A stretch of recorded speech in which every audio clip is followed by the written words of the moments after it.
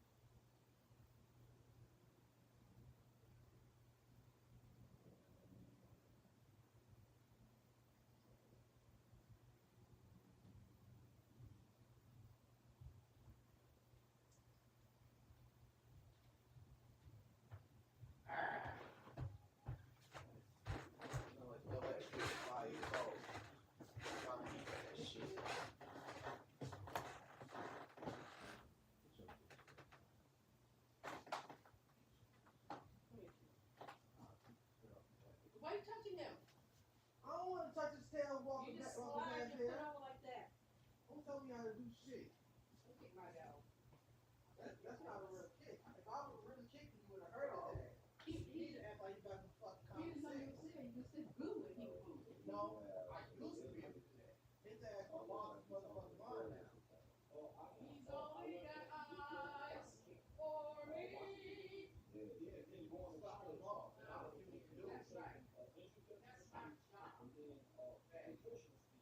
So I learned how to use voice because of what you did. That's not possible. Just like you see, I didn't listen. If I listened to you, I would have. Absolutely. Professionally, in front of the camera, on stage, how to speak in the first 3 sentences to say something shocking or provoking. Rear view mirror. I learned that, homie. So I'm able to take what I learned, put it into a character, and put it before the internet, and people think that's me. You also especially the way you talk about yourself, you think highly of yourself. But to some people, they will say, well, you highly of yourself. So I see it from my perspective. I understand because I also think highly of myself. I like when you talk like that. Like you really are in tune with your intelligence. You really are acting about who you are despite losing an eye, despite whatever. So everybody has an insecurity. Right. As a kid, that was my insecurity with my eye. I was so confident outside of that, that's when people would pull it and try to shrink me. Right. It worked as a kid, as a boy. Right. As a man, when I realized traits and characteristics supersede the whole thing, my traits and characteristics supersede my insecurity. So even today online, the point to the eye and try to shrink me. Right. You can't shrink me, nigga, when I can't be shrunk. It don't bother me. I done been trained to get to the now past my insecurity. You know what I mean? So nigga, once I realized an handsome nigga ain't shit, and he can't think and talk,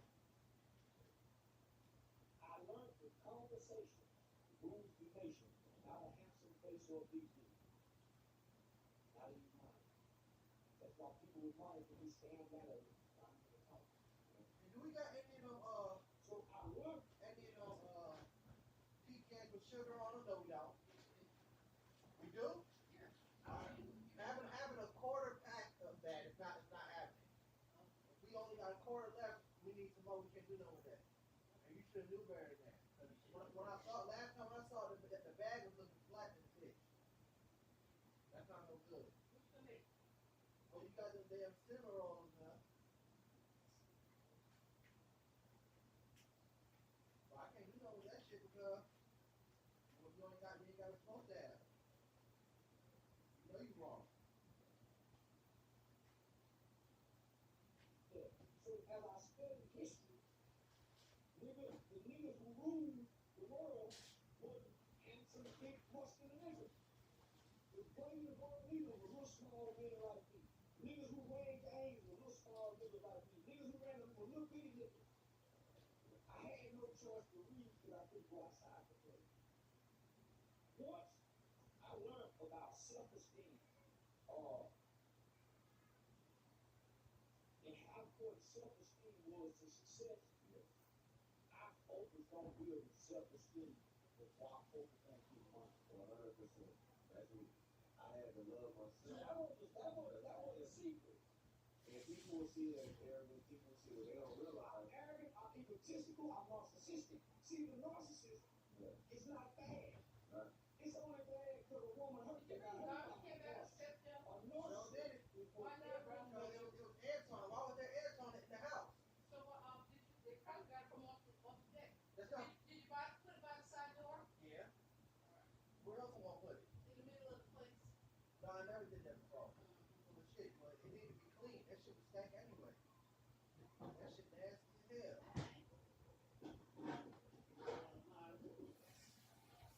I'll stay there. Nice. And you told me you probably can't fall from work. Nobody knows what like that shit out there. I know what fucking day it is. You're the only one retired in this house. I can't even hear you all that day. What? a narcissist running the mirror. This is the level I want to repeat myself. Not for things around, and that's how he died. He said he had never seen himself. He looked in the water and saw reflection and tried to dive in again. That's what a narcissist does. Because he's so into himself. When you're so into yourself, people are open. I think this. I think if you are a person, because I feel like people who are narcissists are people like, okay, you said you're open. I mean, you have a conversation. I think you're open to my opinion, open to your opinion, but you're only open to it because you respect my intelligence. Yeah. Narcissism comes from when we don't respect your intellect. It's not coming from, it's not the fact that I don't fuck with you or I don't want to, I just don't think, I don't respect you or your mixed up, or I don't have time to be talking about this shit. It's one of those two. Yeah, man, nobody will break intimates let anybody just come talk to them. No. That's why the Jew, everybody says, sure, can now speak now. You can't talk. Yeah. You just can't talk at all. You have to go clean, you have to praise, you can't go at all. Because the nasty information, he can't hear you. You can't just go talk to the person. Then so as an intellectual person, why I need to talk to you and you can't engage this mind to stimulate me? People, a lot of people believe that they automatically should be heard by you. Some people don't realize time is money. So for one, I only got time to engage with you. For two, instead of wasting my time engaging, I might just call you a bitch ass nigga. What I hear has an impact on what I do, what I feel, what I think, and what I say. So I protect what I hear. Your faith come out what you do, not about what you do, not about what you see, come out what you hear. You believe it, son. I believe it. You ain't gonna be shit. That's what built your faith in ideology. Not what you done read. It's the people that said something like, well, I think you better than that. That's what got me good about the hang with me. People identify my potential. It's what built the faith in me and what I can do. And you will only listen to the positive and you will ignore all the well, I started noticing that the people who pretended that I had potential wouldn't highlight the bad. The bad is what got their attention to tell me about the good. Right. So I would act bad, and the people who were chasing me would tell me the good in me as they rebuke me the bad. Right. I've never been delivered by that one. So what do you want to hear? Shit, I've never heard that from that one. Chicken? I've never been You want chicken and water? Yeah, and you have to make it inside up. Yeah. She should Inside up. and what I saw, when I said, I couldn't say funky, I couldn't say lie, mom ain't told the story. I couldn't say art, mom ain't bad dad. I couldn't say grandma still in. Yeah. So like, has she ever talked to you about anything? I'm pretty sure if you was speaking on you would say, hey, you know you want to say anything?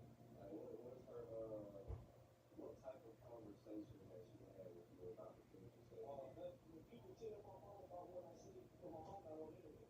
My mom said, I don't know it like that. Y'all do, I don't know it. My mama can't imagine y'all things I say online. She can't imagine that. She ain't gonna look. My mama won't even watch a positive video because she know I'm cussing out of here. I've never cussed in front of my mom.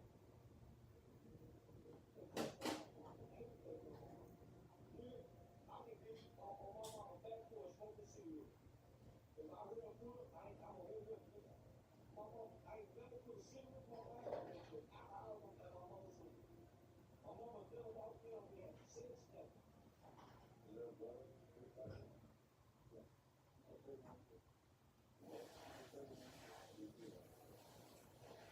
where you at? That whole time. Where you at? I was really flat out here when I had it okay. How was that? Like my family, I'm talking about. He like a hero. I'm talking about like, of course. Oh, well, my brother been gone 31 years. I don't know the name. He left when I was 14. And then my brother no more. Wasn't for the father though. Somebody who can move out of their life. I don't have no more. Right. But you still probably spotting some money to carry out. To a job. I was thinking about. I got kids. I don't give a damn about my brother when I had kids. I told them we could do it. I want to come see you. I ain't see your mother.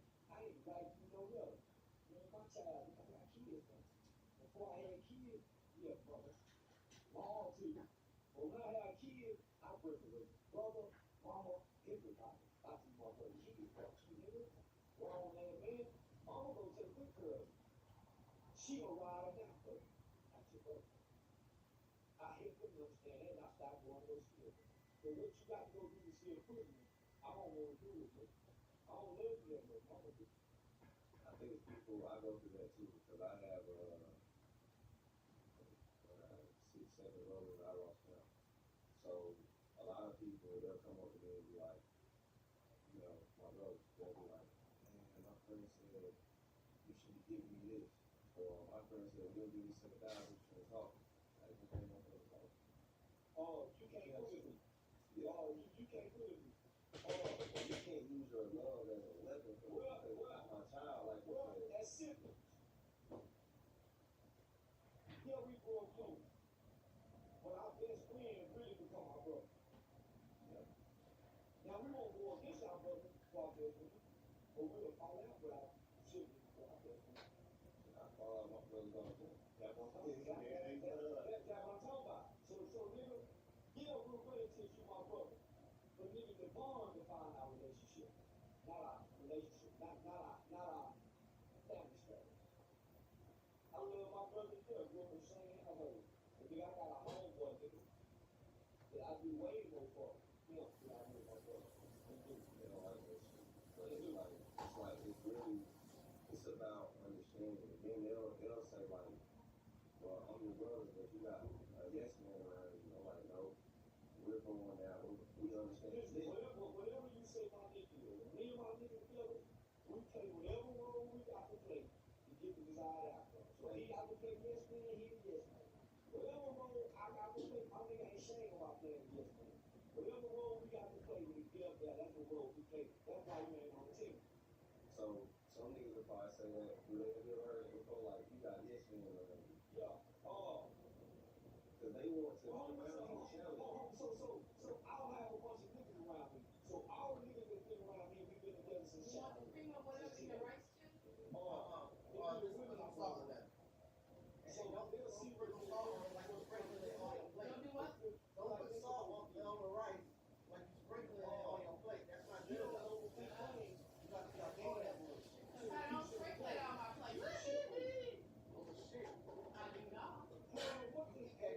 She's important. I do Keep not. shit moving. They will work everything they work is for. So,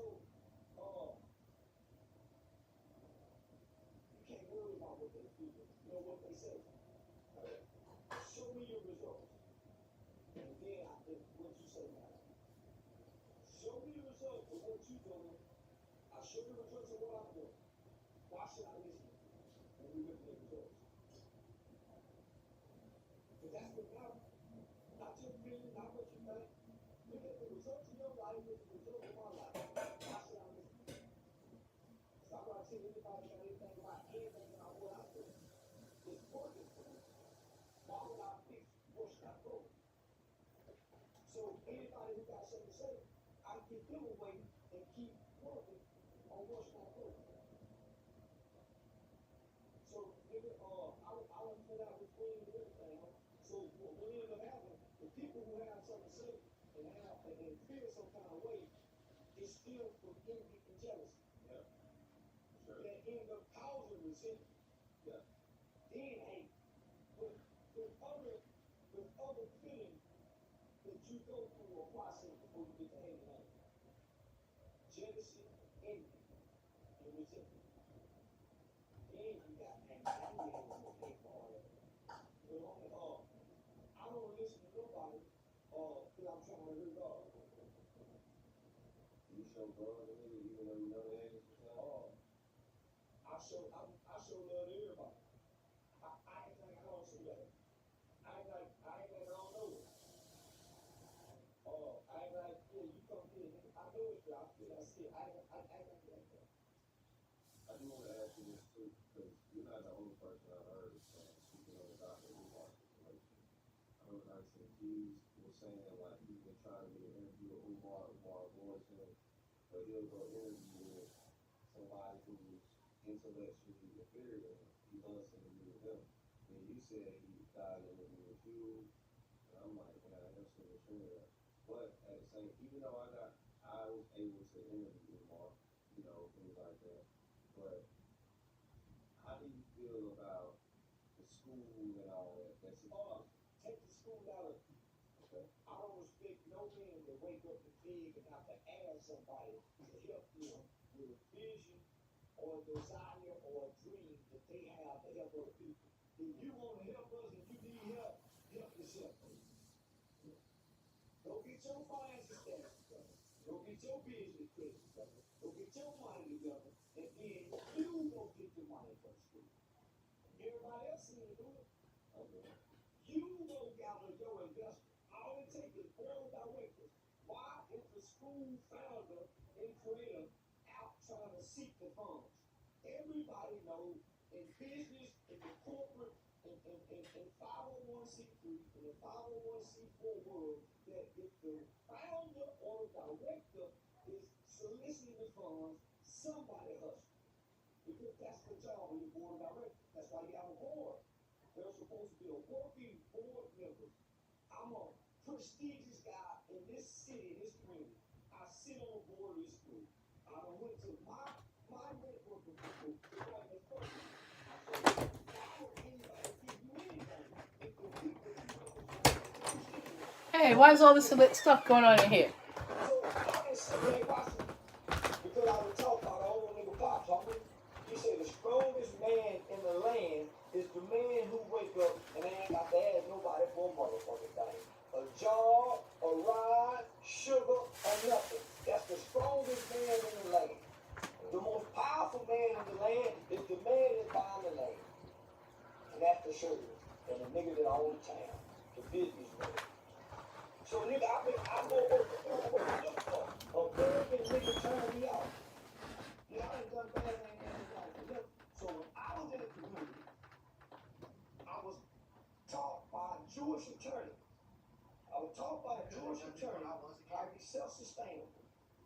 How to look at the street guys, because you can put that on tap. Look at the prostitutes. Look at everybody out there that buy selling and have them with you. That's the story. Then you look at those businesses that pay your community. They're selling you the liquor. They're selling you the chicken. They're selling you the burger because they get a tax write-off for building there. You shut them down. So it's steps to go. Then when you Walmart got money waiting for you to do. They got products to do. I went to Home Depot. Home Depot, they give over $100,000 worth of wood to teach young black kids how to be a dog alley. I couldn't get them to show how to be a dog alley. This was before all the Frenchies, so we could have had Frenchy dog alleys by now. So the old nigga told me, take the wood down there to the best of information to do it. I said, no, I'm gonna get you niggas to do it. And wood right. So anybody big, homie, nobody respects the big. So you constantly big. Now nigga, you don't went from big, hey man, they broke my money. Oh, you ain't supposed to tip your hand and show us that. Nigga, never see the script. So you mean to tell me you this, that pineapple, you ain't got no friends with money, trust or believe in you. Say I'm a little listen, so I need a bunch of money to make a big ball. I had $30,000 ball. Nigga, I made one phone call. Yeah. Ain't it for one person? Intron Daniel, ain't it wrong? Say, yeah, I got plenty of people I call when I need. Can you lower him so I have to close my door? Earl 50,000. Yeah. So you mean tell me you ain't got nobody you can do this for? All these black entertainers who supported and gave to them help in school to become. If I close my door, I can't hear the ringer. Man, what the hell are you talking about now? Turn it down, please. Let me say. So I know a guy who both Dr. Umar Johnson and I are great mutual friends with. This why he won't sit down with me. You need to interview. Guy by the name of Baba Amin. Jay Prince went and got Baba Amin. Baba Amin already has the same school. This is why Dr. Umar trying to get the same school. He's following the format and blueprint of Baba Amin.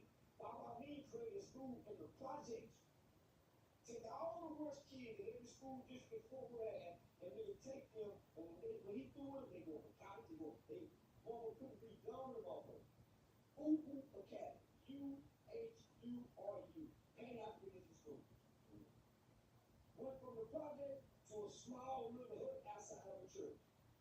Well, from now, school in Fort Worth, a school in Houston, Jay Prince and the family took it, I think it called the School of Prince, and I think now he's in South Carolina, North Carolina, and he got an online school. We already got the school, y'all. He just ain't big. Like Noah did. Noah didn't come ask for help. They start joining in once they see his bill. So there's a school system like this that is not being highlighted. Oh, they're not gonna highlight because you're not begging. When you're not begging, see, when you're begging, many pockets are padded. Grandfathers, so many pockets are padded. They get before school. That's why the revolution will be televised. It will not be funded. It won't be funded. It's not televised. That's where they get themselves. Hearing us out on TV, shooting one family member, getting this group of people that can get in front of the TV is going to pad their pockets. Find another group of people that specialize in this and have them going to the courts and quietly settle for 20 million. We watched Lee Mary and Benjamin Crump do that over 30 different times with families who have been shot by police. Quiet settlements. We have not seen one police shooting of a civil case go into a courtroom and see these black lawyers fight in court. You know why? They can't fight in court. They got law degrees in one state, but they can't practice in another state. So they show up in these situations and find a local lawyer who wants the attention, have them going up, they can practice, settle, speak about it, and go on. You know, there's none from the families, no stories, no movies, no life, no nothing. That's what's happening, my nigga. I think this too about Dr. Umar that he doesn't realize, but like when you're a young guy, you know, an older guy they don't listen to, so you don't tell him stuff. But like when you haven't met him in person, but if you did, you would say the same thing I'm saying. And I'm not no snitch or nothing. It's just like this. Who he is on camera is not the same person he is off camera. Off camera, he's a real player. He fucking all the hoes. He fucking all the hoes. That's why that woman got his business over there trying to take care of his mama. You don't just meet no woman that have access. So I mean, no. Homie, wherever there's smoke, there's fire.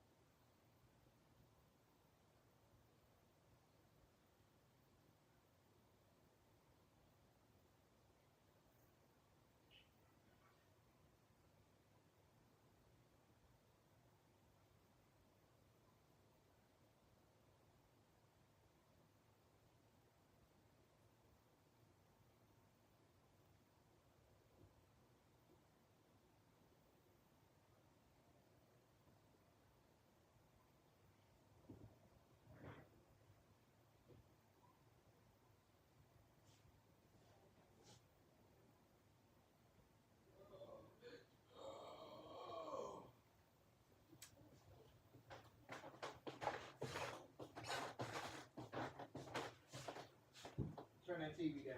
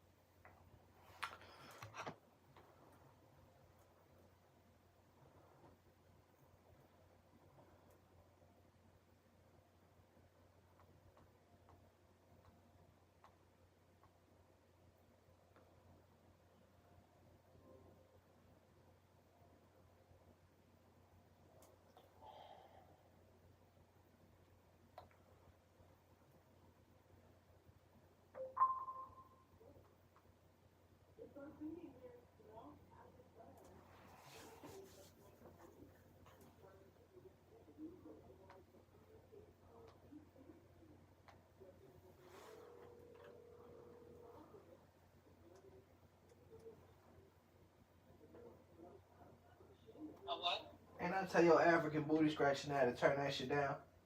You just opened my door, dum-dum. Yeah, well, you told me you couldn't hear the motherfucking, you told me you couldn't hear the goddamn oven without the door open. You said that. You just had that fucking TV in the living room. I don't give a fuck. I don't give a fuck. Are you kidding me? I wasn't. And I got it in here or what? I was on loud as fuck. I wasn't even gonna be out there for long. So you just said all that dumbass shit to me for nothing. Oh my god. Oh my god. You're completely full of shit.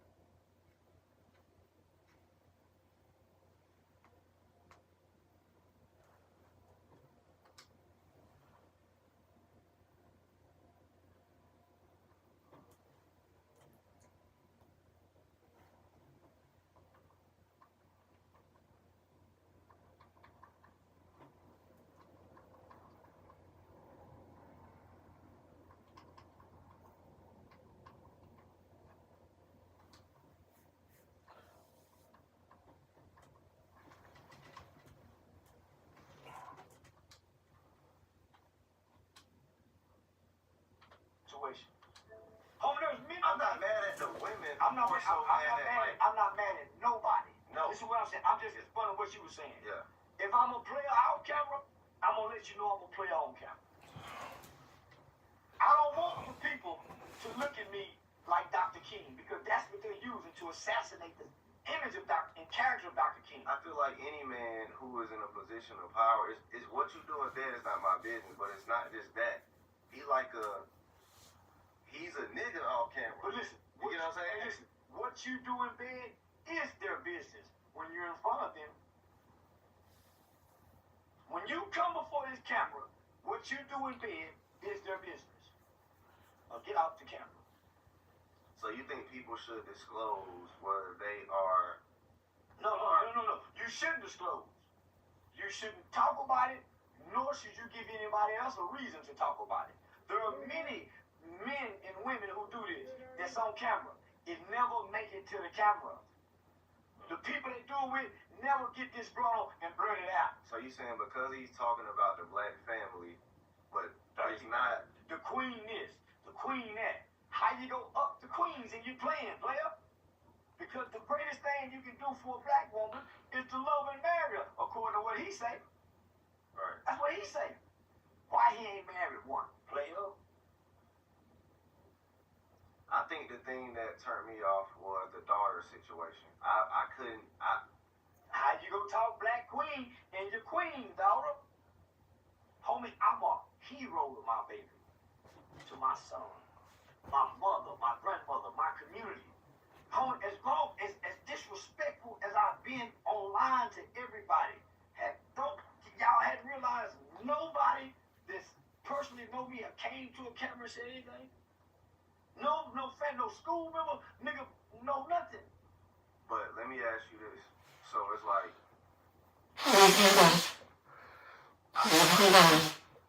do you feel like you receive grace for the things you said and the things that you, or any failure or anything? I never feel like I should. Grace. Okay. Homie, the black community has shunned me, and they have shunned me, shamed me, and ridiculed me from the time I got on the internet. They're just now starting to, the very few like you saw it from the beginning. Right to this day, no major platform post me, promote me, embrace me, no black celebrity, no comedian, no nothing. You done seen me backstage with your niggas, but not one of them niggas. Floyd Mayweather? Only Floyd. But only select few. I know, but like when you say nobody. So think about this. When I first got on 85 South Show, Carlos fucked with me. He had already came to fuck with me before then. Right. Them other two niggas attacked me as if I'm wrong for the community. Them niggas attacked one against me as if all because I said I snitched and called the police on them. All because I said that. Now that I shoot gun, and I'm telling you, man, I'm telling you, homie, I work in the community. I was a pre-law student. I trained in the United States Department of Homeland Security. I was on the front page of the American Bar. So you know how milestone accomplishments these are? They dismissed all that. I said, man, I'm not from the streets. I got in trouble when I was a kid. I wasn't an adult criminal. They didn't give a damn. I wanted to embrace niggas that's been adult criminal. So not just them, every other from nigga, all because I say I tell on rappers. So I've never been embraced because I went against rappers, gangsters, and the street culture. Man, he said fuck King Von. The FBI has this man documented as a serial killer and documented 6 bodies. He just come home from jail who beat up 5 murders, and the only way he beat the murders is because the witnesses came up dead. And y'all are idolizing this guy. So here I am, a community guy. The whole black community went against me. The white community accepted me, homie. The white community cleaned me up. Still to this day. Aiden Ross made me up. The black community said, Rack Williams. Aiden Ross got me this kind of money, nigga. Aiden Ross got me. White people celebrate. When I get on white people podcast, I do numbers like a motherfucker. It shows intelligence. But on black people want to argue and debate and stick to the street shit. So just think about it. I got booked to speak at an HBCU, nigga, to talk snitching at an HBCU. That's crazy. So this is the black community. Yeah. But let me say this, brother to brother. You are right that black people ridicule us, hate us, don't give us. So hold on, let me say this. But let's not forget the reason why those white men are uplifting you, because they can benefit from you. I wouldn't give a damn. I get it. Hold on. Black too. people can benefit from me. True. Black can benefit way more me. But they're uplifting me. They benefit me. But they making sure I'm benefiting good too. Black people getting fucked over here. They're making sure I'm not getting fucked. True. Hey, Charles, you got a lawyer? You got this? That's true. Black people are taking from me. Yeah. They're getting it back what black people are taking from me. So let me ask you this. So listen, do you have a hurt? Do you have No, it's not hurt. I understand, and this is what I've been teaching children before I got here. Don't look for the people who look like you to help you. God can't use them. I've been teaching this before I got here. There's no reason to be angry. I already knew black people can't help black people. They're jealous, they hateful. God can't use them. Their hearts are too cold. Yeah. God have to use the Jew and everybody else to come pick the right nigga to help their people. Black people can't do it, because if they could, Atlanta would be helping each other more than what they would with all that black excellence over there. So I already knew this, homie. So I already knew this, right? So I didn't come looking for black people. You know why? Because when I established my 501c3 and was working with the kids around the country, it was white people that did that. Black people just want you to sit there at the table because they go get the money and give you some. I showed up not big and wanting the money. Black people didn't want to work with me. So white people took me in and taught me all these laws and legislation and things. They took me to D.C. and put me on the phone with Barack Obama. They the ones put me in history, nigga. They the ones making the recommendation. So when I got in these institutions in prison, I would whisper to them kids because I saw the volunteers was white. When I saw God was using white people, white kids like Aiden Raw, we wouldn't have an Osho or a Kai without that white boy. Osho Speed, mama put him out, remember? Aiden took him in. God can't use her. That's why every black CEO don't have a black record label. They fucked over everybody. Suge Knight, Master, all of them. That's why they ain't got it no more. It's a new generation coming. I came before you. You can help us. Black people can't, nigga. That's why God sent you to the military, so you can go make friends with the rest of the world and not with your people. They can't help you, nigga. Stop going to Atlanta. I'm gonna take you to the people that can help you, nigga. Billionaire. And this is why I salute Rack 100. I ain't never been introduced to a billionaire before. He took me and introduced me to a bunch of them, and whispered in my ear, said, if a nigga ain't doing this for you, he don't fuck with you. Most niggas say, stay right here, homie, and go talk, and then bring him over there. Yeah. He took me to him, nigga. I know I was trained, and nigga, I was groomed for this. That's why I'm good. I didn't show up by mistake. I was groomed. I was chosen to be here, homie. From a kid to now, properly and carefully trained, from the hospital to the boys' home to the university studying law. I didn't get to play street, nigga. I've been having to learn and read. That's why I couldn't be good in the streets. You got a point with that black man to turn on you shit. I spoke out about simply about the fact that the government can take Bitcoin from you. No matter if you do something illegal, it doesn't matter how well you try to hide your Bitcoin. They can take it. It's theirs. Why you think the motherfucker who did it disappeared? Can't find it. What if he decided to take everybody's money? You trust that? You trust that when life has always been about tangible things? Tangible things, salt, pepper, sugar, cotton, flour, oil, gas. You're gonna put your nigga, please.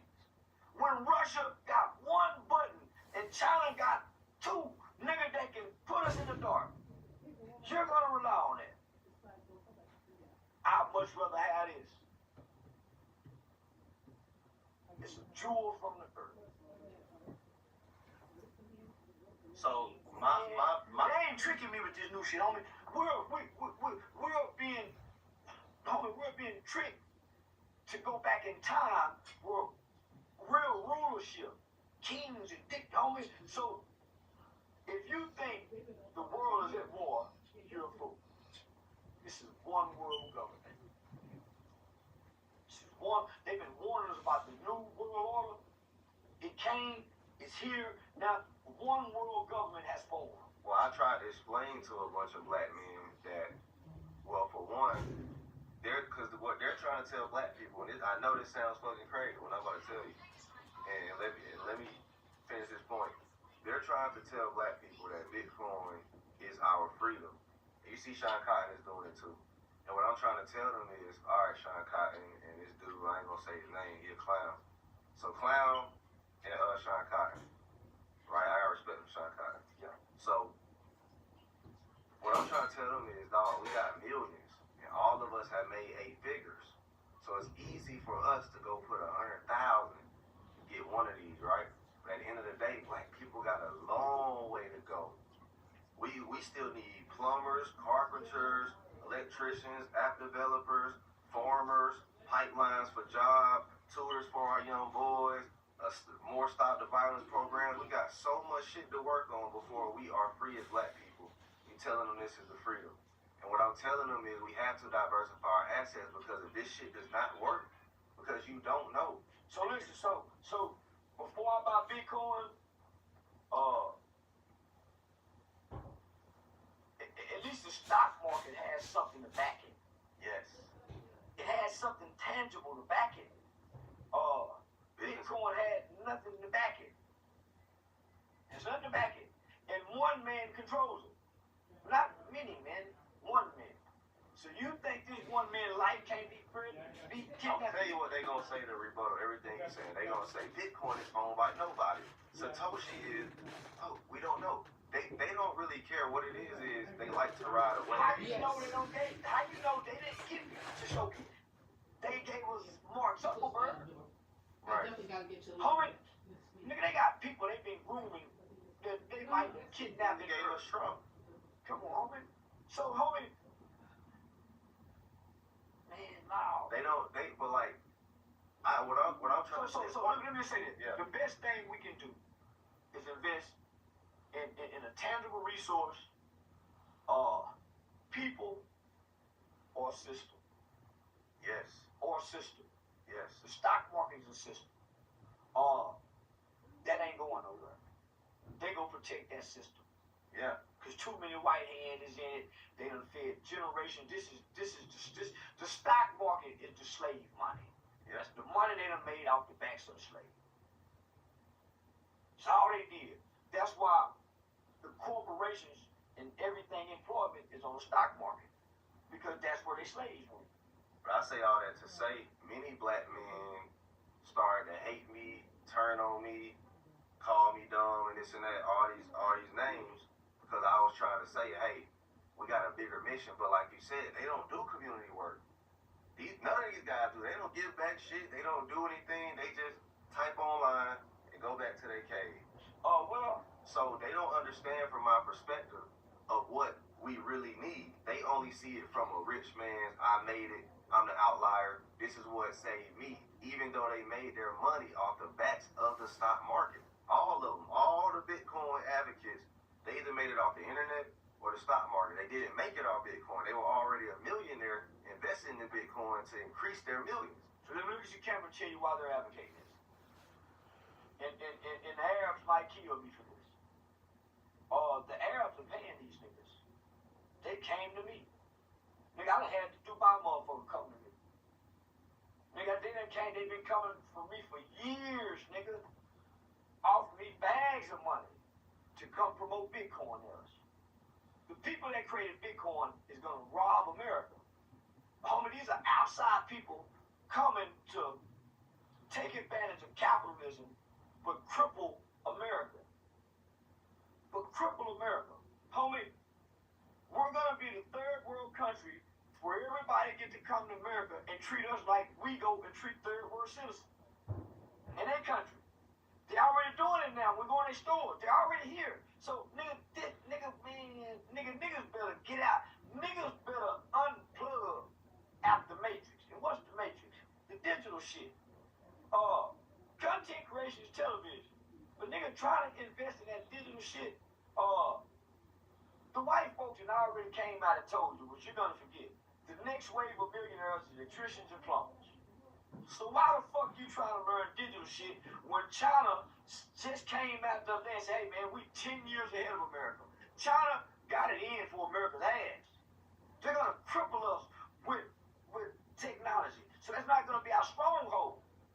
So what I'm trying to tell people is, and to your point, what I'm trying to tell people is, to all black people listening to these guys advocating Bitcoin first and Bitcoin only and all these things, I said, for one, diversify your assets.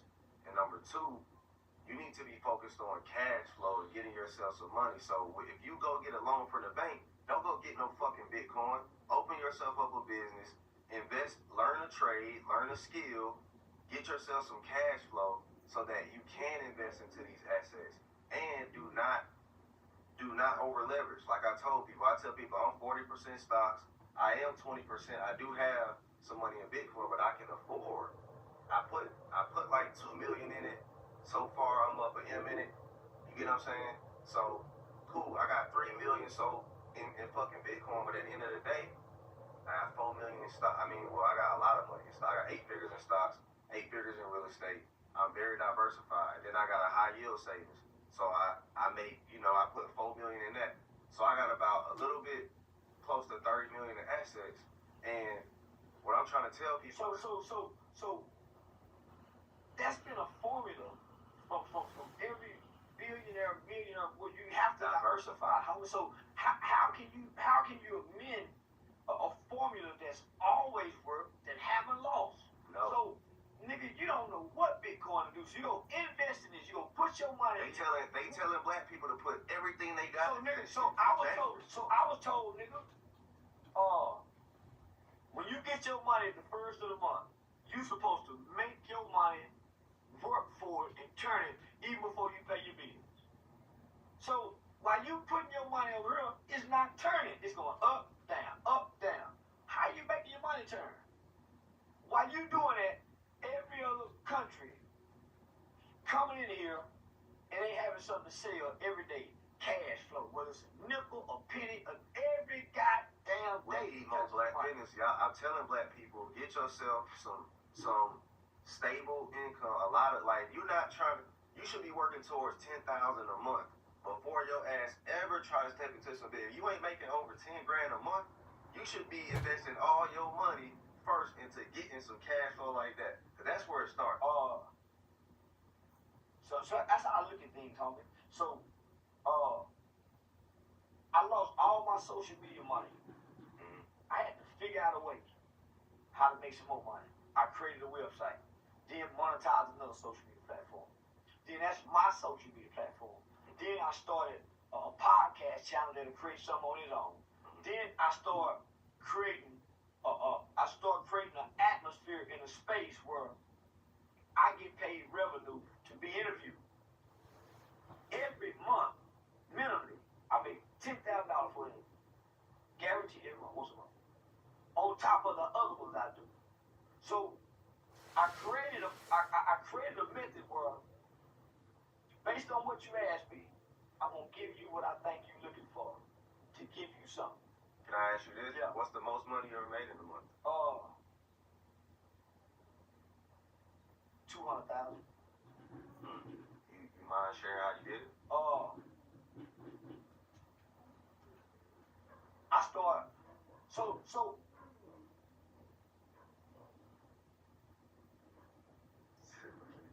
Let me just say this, homie. I got into comedy. Okay. And when I got into comedy, I hit the road and branded and marketed myself. Where when I got to your town, I was doing comedy. I was getting interviews, promotions, on top of other bookings, which was bringing in front end money. So for nigga 1 month, I was doing 50,000 a week. Nigga, I was giving my manager 10,000 every week in commission fee, on top of paying my publicist some more money, and I was still getting 50. Damn. So you probably generated a quarter now. Yeah. So what? My biggest mistake was, I had a bunch of people around me that didn't know what they were doing, who wasn't professionally supposed to be there. My friends and family. Of course. That's my biggest mistake. My friends and family. So how do you scale and repeat that type of thing? I have to go back to the starting line. I got to go back to the starting line. I got to start over. When was this? Was this 2024? This was 2 years ago. So we're in 2025 or 2023. So it was the start of my comedy career. I had all my friends and family on me. So my first comedy show was $10,000, BET Weekend in Atlanta, Uptown Comedy. So if I would have done what I did now and trusted where God had took me, rather than listening to my friends, because God brought me here. I didn't get here listening to them. I went and got them and brought them here. So why the fuck am I listening to them? So I just signed with Eric Young Production, Michael Blackson, the same agency we with. Nigga, I had like a 50-city tour. My friends fucked it up. And I'm thinking, okay, it's like the movies. The agency trying to prove me. They trying to prove me away from my friends and separate me. You know what I'm saying? I'm gonna make my friend ride or die.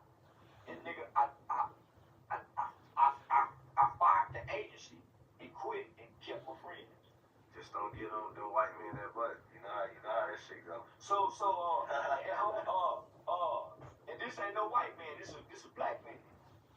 This a black brother. Oh yeah. Just so say so. So homie, he just recognized the talent, but the people I brought with me, the arrogance and the ego, they want to pretend like they know. So they in room with me, and all of us are inexperienced and don't have no information, but trying to act like we do. So that turns people off that really know. So when you bring your friends into an industry, a meeting, a business, and you talking to these people, how many these people are experts in what they do? You shouldn't be saying nothing. That's true. So you should have brought an expert in the field homie, with you. Listen, homie, I should have never made my friend who come from where I come from, my manager, to come deal with people in the industry. That's the first turnoff to the industry, because your friend come trying to play manager, talk on the phone with them, and they play cool at first. But man, your people, their minds and egos change too. Nigga, they making 10,000 a week. They ain't never made it before. So now, nigga, it separated me from my people. So like to this day, like it's like well, because it creates a secret. It creates secret emotion that they have that you don't know they have, because you're more focused on trying to succeed. Don't fumble, don't drop the ball, pay your taxes, don't get caught in those situations. In the process, you're gonna hurt some feelings. You have to plan, and you don't brought them along. They not pushing, you pulling it. They waiting on you to say something rather than seeing where they can fit in with their skill and talent. They just along for the ride, so they become baggage. So when you get frustrated, your disappointment that you don't want to say to them will come out during your frustration. Now it done cause a wedge. They feel some kind of way. They don't want to say nothing because they don't want to lose what maybe you might be in. Until they get mad. Then it come out. So nigga, things start to happen. You still have to stay focused on what got us here. They and they feelings. They don't care about making sure the tide air back up to keep this thing going. Because they and they feelings. yeah. And they not reaping what you reaping. So they saying, man, you know what I'm saying? They thinking, man, yeah. So that's why the leader, that's why you have to be selfish. And stay committed to what got you here. Yeah. Because everybody else around you and their emotions, they're not professional in what y'all doing. They're personal. Yeah. Your professional people understand. Even when y'all get into it and they in feelings, they stay loyal to their job and profession because this is what feeds them. Right. The people that's in your personal life are loyal to their emotions, not what feeds them. So, nigga, that's why they say you don't mix business with pleasure, because pleasure is emotional, business isn't. Right. That's why you don't mix family with business. Family is personal. Business ain't. You don't mix the two. Unless you and your partner, that's what a marriage is. Marriage was never meant to be personal. That's why it's a partnership. That's why it's a partnership. Nigga, y'all supposed to create something together. So when two people supposed to build something together. So when y'all get into it, you catch each other cheap. I ain't leaving what we done built for this.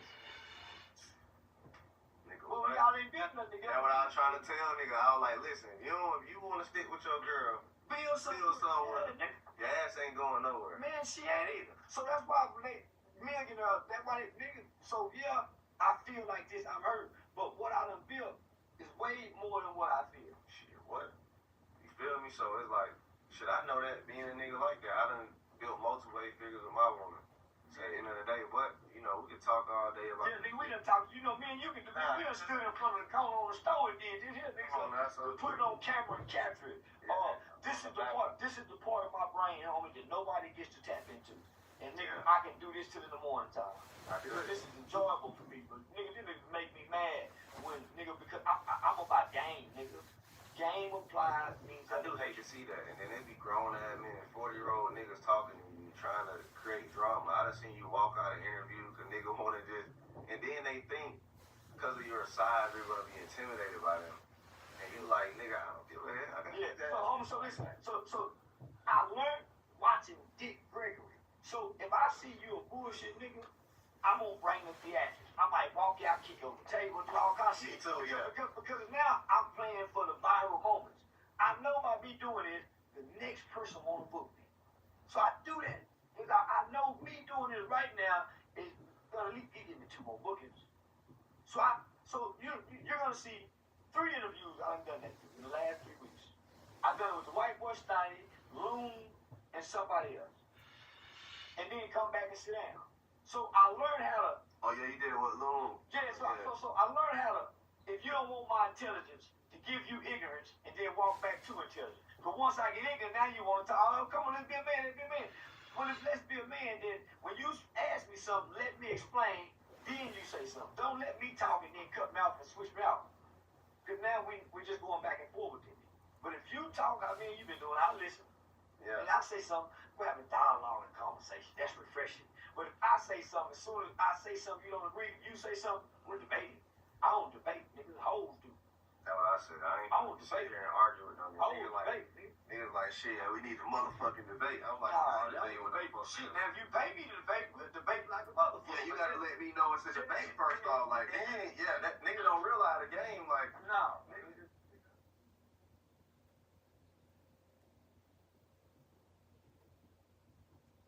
Marathon is rewarding fans with savings of up to $1 per gallon. All by earning rewards on every gallon and on selected store items. Making every pit stop and snack break worthy of a celebration. Marathon, the official fuel of the Big Ten. I wasn't always here.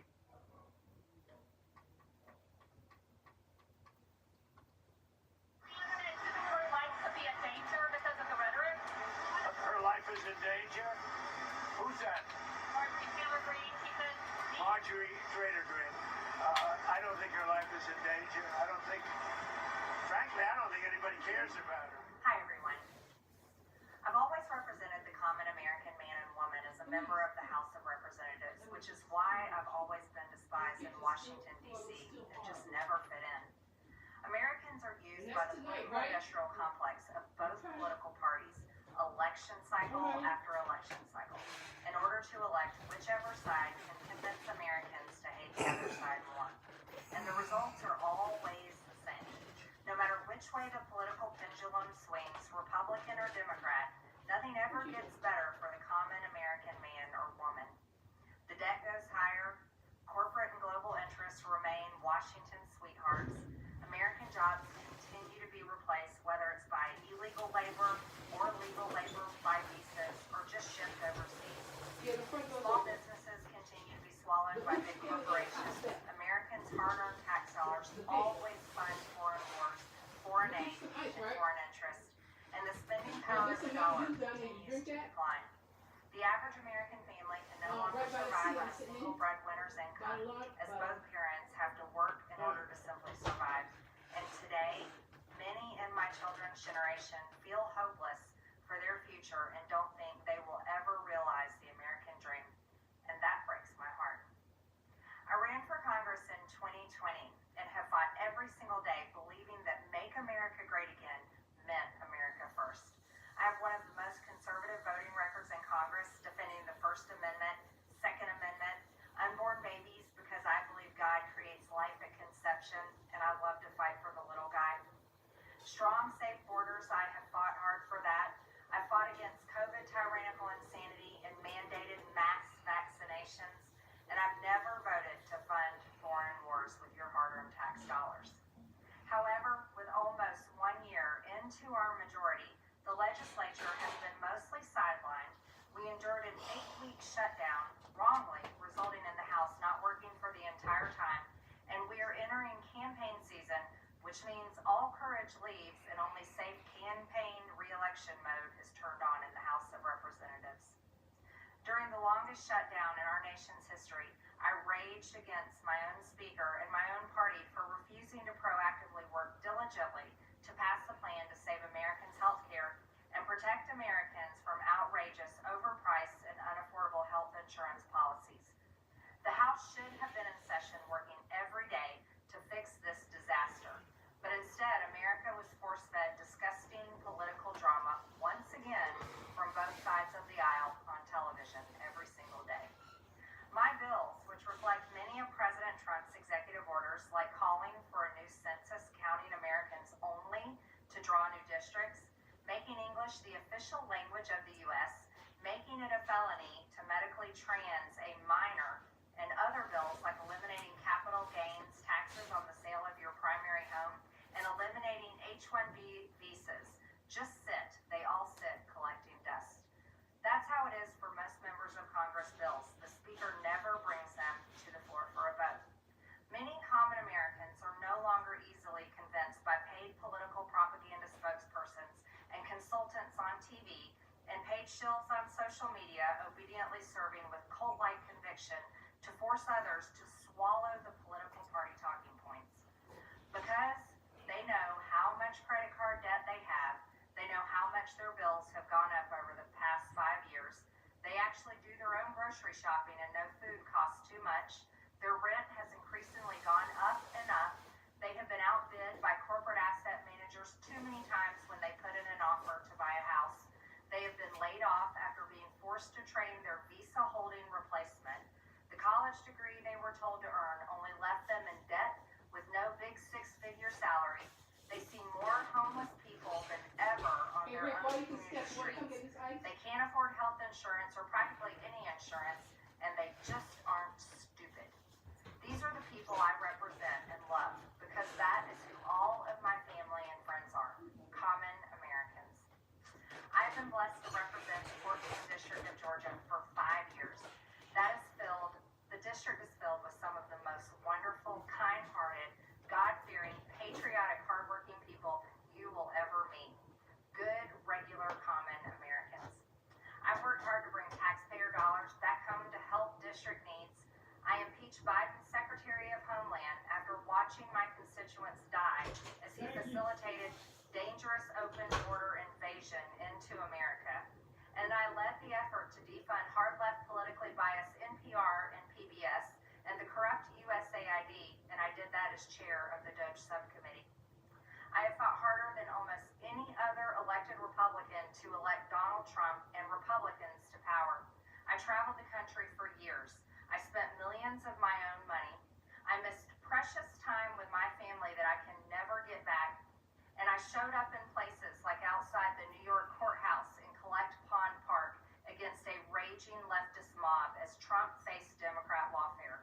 Meanwhile, most of the establishment Republicans who secretly hate him and who stabbed him in the back and never defended him against anything have all been welcomed in right after the election.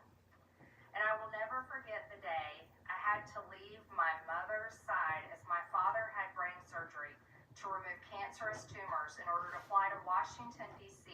to defend President Trump and vote no against the Democrats' second impeachment in 2021. My poor father and my poor mother, it was way too much for all of us.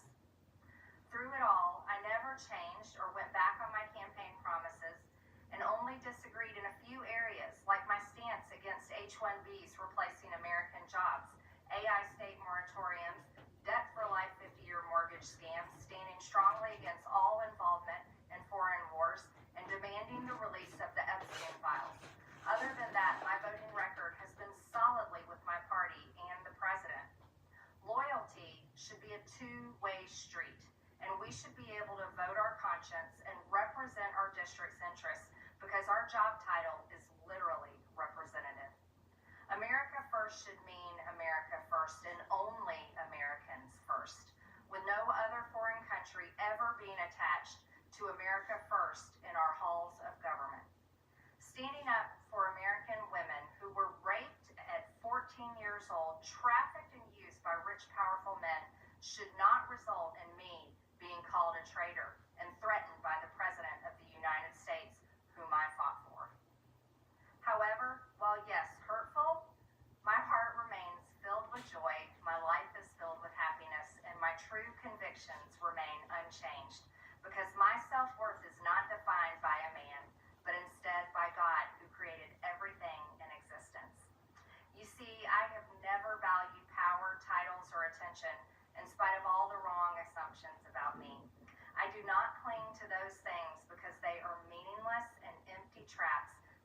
too many people in Washington.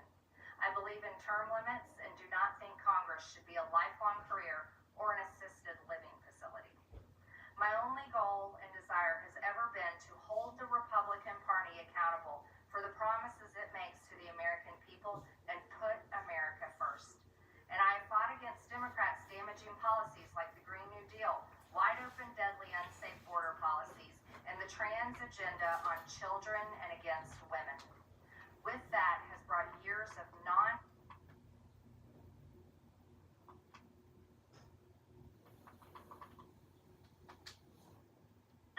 summertime. And yes, there is a list. So if you went to school to be a nurse practitioner or an advanced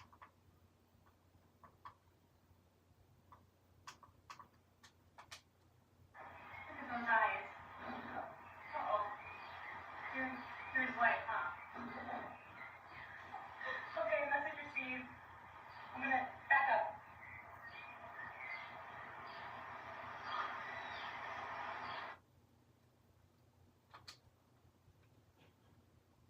Is I still have more than like 600 gigabytes left.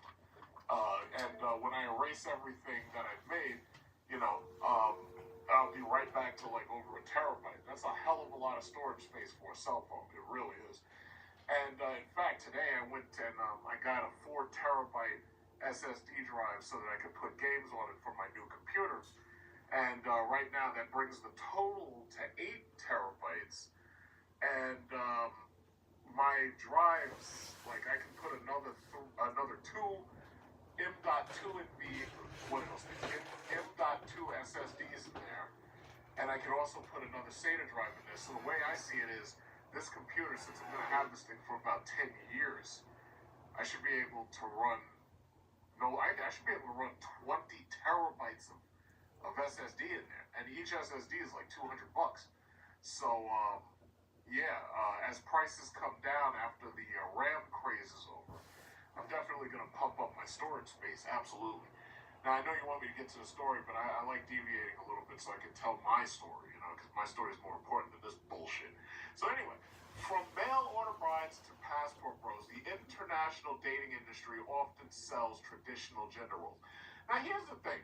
I am simultaneously crossing this story and juxtaposing with the fact that the Trump administration, which is currently running the Department of Education, has basically said that most of these degrees that these women here have been getting, that they're so proud of, that they've been using to hold themselves above men, they're basically saying these aren't professional degrees. So, yeah, that's going to be in the background, and I want you to think about that while I'm reading the story, because, see, that actually happened about a week ago, but I didn't cover it because I really just didn't feel like covering it, and I felt it was important to juxtapose that to this. So I need you to understand something. First of all, these foreign women, they are highly educated, believe it or not. These foreign women in these foreign countries, they go to school, they are taught English for the most part, especially, let's say, in the Philippines or Thailand, South Korea, Japan, China. These foreign countries, they teach their kids English because they know that English is the trade language, and they understand that if these kids are going to grow up and get jobs, they understand that most of them are going to be service sector. English, they learn very, very well. That's why most of our calling centers that you see now are Philippines, sometimes India, but most of them are shifting towards the Philippines and parts of Southeast Asia. They learn English very, very well. When they go to school, they're getting computer degrees. They're getting degrees in networking, and they're getting C+ and programming degrees. Most of my Chinese friends, they went to school. They learned computer programming, computer arts. These women are not dumb. Like, I know American women have painted them as poor and uneducated, but the reality is these women have degrees. What they don't do with their degrees is they don't try to hold it up like it's some type of self-aggrandizing award that says that, yeah, I'm better than a man. That's what they don't do. These women in those other countries, if they do have a degree, degree. They use it to get whatever job they can get. But they never, ever express the level of ego that these women here in America do. They never actually pretend that they're above men. They don't do that. They get their degrees, they go to work, they bring home money for their family, and that's it. But what they're not doing is they're not saying, oh, well, I have a PhD, so I'm smarter than, my husband. Or, and even when they are educated more than their husbands, they don't hold that up and try to pretend like they're better than their husbands. What you'll also not see is they don't cheat on their husbands because they think that they're superior and that they can get away with it. First of all, in the Philippines, you ain't cheating on your husband, because if your husband catches you and the other guy, on Filipino law, it's okay to terminate both of you. So they're not playing that game down there. See, only in America, has this thing about crimes of passion gotten so out of hand that, the men flip out when they see these women messing with these other dudes, and then they end up going to jail behind it. Not in the Philippines. The Philippines, the husband can take you both out, and he's not going to jail. That's on their laws. That's their books. So I just want you to understand, it's not the same thing here that it is over there. It's just not. But what I'm trying to say is they get along a lot differently in some of these countries, because it doesn't matter how educated you are, the women still are working as helpmates towards their husband. My grandparents, my grandmother was more educated than my grandfather was. He ran a train, and she was professional English teacher. And the thing about it is, they were maybe 1 or 2 generations removed from slavery. So the reality is, they were working together to build a family. But now, what you have is you got people who are not working together. You got people who are playing a superiority game. And basically it goes like this. So you got a woman and a guy together, and chances are, the dude is in some kind of vocational tech, maybe he's a plumber, electrician, or something like that. But this chick is in school, driving up college bills, getting a PhD or whatever it is. And once she gets that degree, she feels that she's above him, because she's got to walk around and everybody's got to call her doctor, but her husband's a plumber or electrician or something else, and he's not a doctor. Because that's the only reason. Understand something. The only reason why these women are getting all these degrees is because they're forcing you to call them something that they really aren't. They're forcing you to call them doctor. Listen, if you get an MD, then you're a doctor. If you're a doctor in astrophysics, like Dr. Neil deGrasse Tyson, then you're a doctor. But if you're getting some bullshit doctorate in education, doctorates or something like that, you went to some school, or some of y'all go online because you'll get it the cheap way. Nah, you ain't no real doctor. I'm sorry. And some of them, they get it because they want to force you to have to call them a title that they really don't deserve. And I'm just saying, if you're in science, technology, engineering, or math, you're a real doctor. Guitar Center has the best gifts for every musician. Cross off your list and save $50 on Electro Voice CLX loudspeakers. It's a gift they're sure to love, and you can get it for less right now at Guitar Center. Have you noticed the National Guard in the news lately? This is a USA Facts quick take to give you some background. The National Guard is a unique part of the U.S. military. It is made up of Army and Air Force units in every state, some territories, plus Washington, D.C. Guard members usually train part-time and can be called up in times of need. With approximately 430,000 members, the National Guard plays a role in every element of national defense. Commonly, its members are involved in natural disaster responses, as well as wars overseas. Who controls it? Each state's governor commands the National Guard.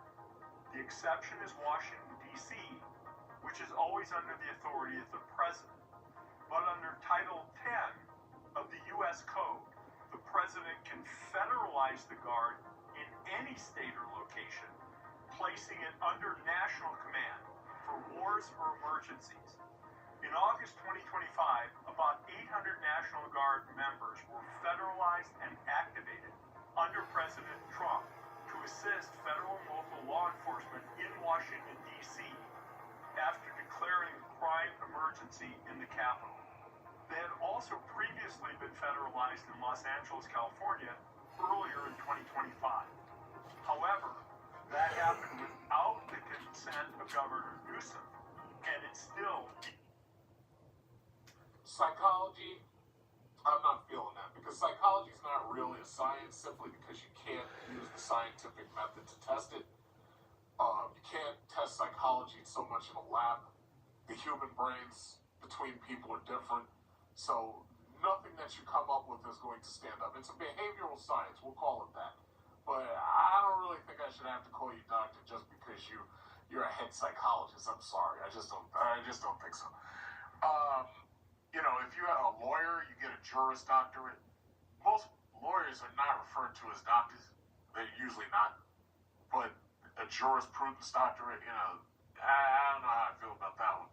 But the way I do see it is if you're a medical technician and you become a doctor that way, or if you're a high-ranking scientist, theoretical physics, PhD, oh yeah, I'll call you doctor. But as for these women who get their doctorates in feminist studies and shit, liberal arts, nah, I'm sorry, I'm just not doing it. You see where I'm going with this. But anyway, as far as the traditional gender roles of this story, I was watching one of these other YouTubers, More to Life, and he had in the video, there was a woman saying that, the Trump administration and these Republicans, all they want for women is to force them back into the kitchen and force them back having babies. Yeah, that very well might be true. I'm not going to doubt that that's what's on their minds. I already know that that's not going to happen. The women have already said, yeah, we're not going back to the kitchen. And furthermore, let me also throw this in here before I get to the story. I'm pretty sure that in 2028, a Democrat is going to be president. I'm very certain of that. See, these right-wingers want to think that we're going to keep going the Trump path. That's not going to happen. Once Trump is gone, he's gone for good. Trumpism might stick around, but the biggest problem with Trump is nobody else is going to be allowed to get away with the bullshit he's getting away with. The Supreme Court is scared of him. Everybody else acts like they're scared of him and they bow the knee. But the reality is, ain't nobody else the Republicans got is going to be able to get away with this shit. Not only that, his policies are not working. I put in my community chat the number of sectors of the American economy that are absolutely in recession. But what this government does is lies about the numbers. So what they do is, and Trump already showed us, he showed us this last 2 months ago. If you don't give him the numbers he wants, he fires you, and then he gets somebody else to finagle the numbers and bring him the numbers that he thinks are good. Because as far as he's concerned, he's doing great. But if you bring him anything that shows him he's not doing great, you're fired. That's how it works. Now, there are several sectors of the U.S. economy that are in recession. Women are getting hit the hardest. Just like COVID, when they laid everybody off, or they sent everybody to stay home, and they said, don't come to the office, most of these women are sitting around in these jobs like it's one of them television shows like Sex and the City, and they think they're Terry Bradshaw. They're the star of their own freaking TV series.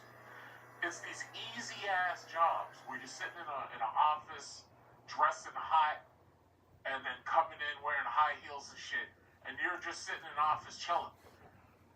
The men are out there doing the dangerous, difficult, and dirty jobs. The men are the ones laying pipe. The men are the ones laying electric wires that are 10,000 volts. The men are the one out there building buildings. You go to a construction site, you never ever see women doing anything dangerous, difficult, or dirty. It's the men doing that stuff.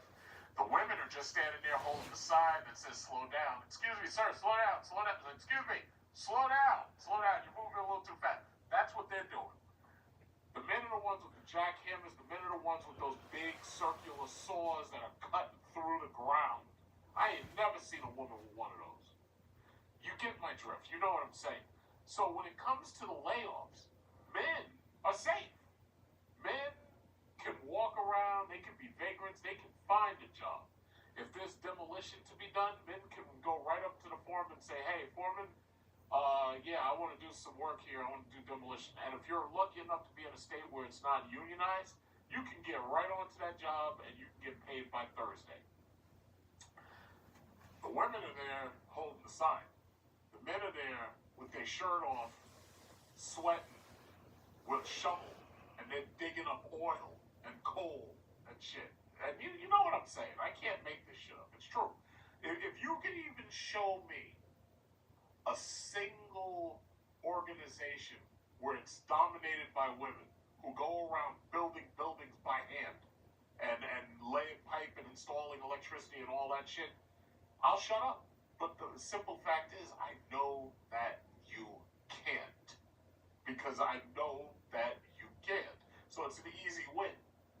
In fact, there were some women who got together to build a bridge and that shit collapsed.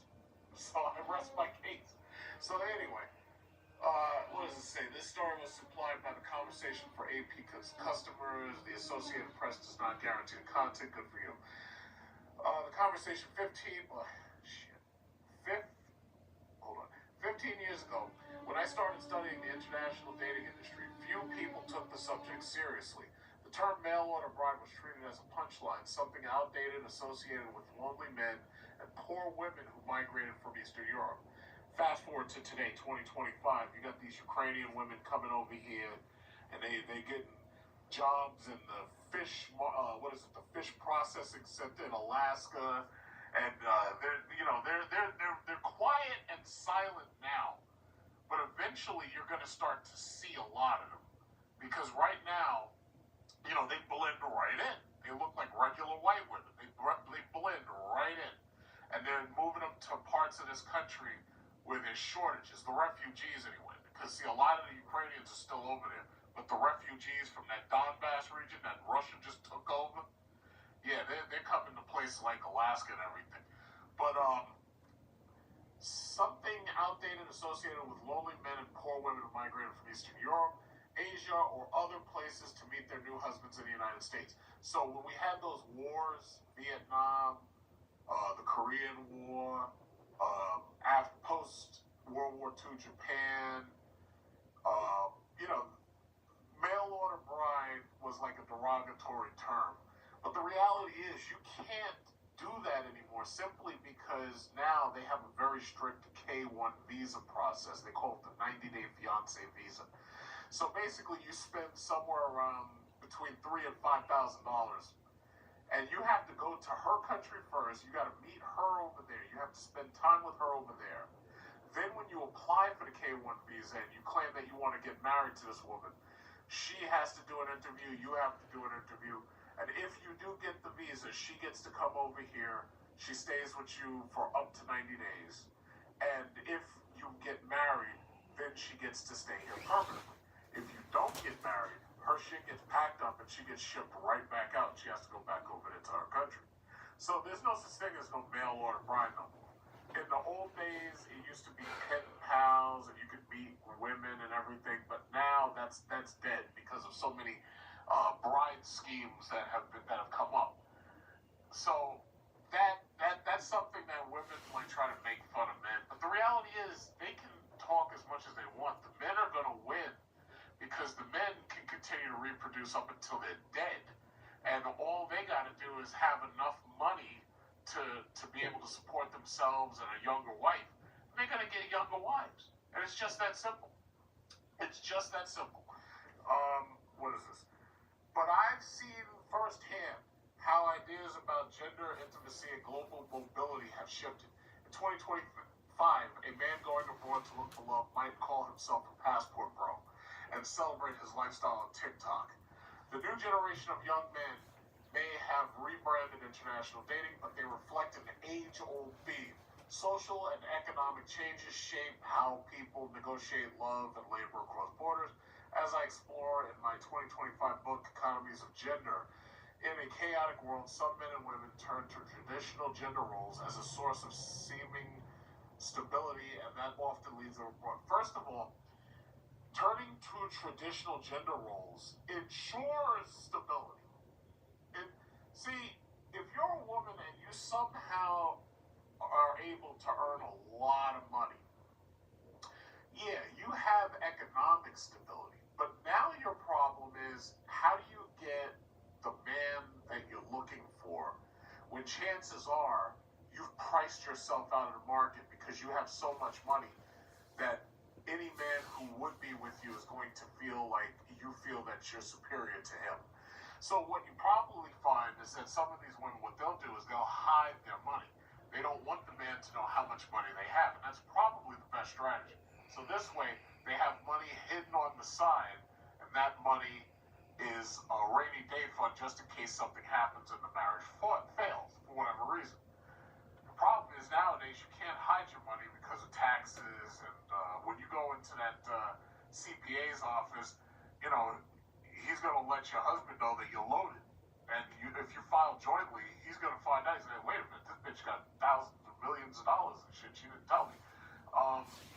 Yeah, you can't really hide your money. So the simple reality is, for those few women that are super rich, it's not easy for them. It's not easy for them.